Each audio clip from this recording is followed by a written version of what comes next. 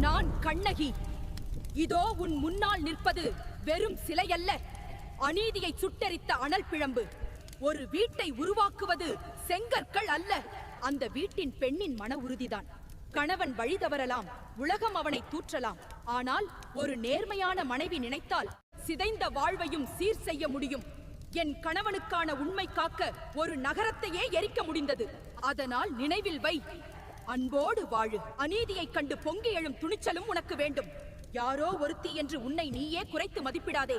நீதான் அந்த வீட்டின் ஆணிவேர். உன் நேர்மையும் தைரியமுமே போதும். அதர்மத்திற்கு ஒருபோதும் தலை வணங்காதே.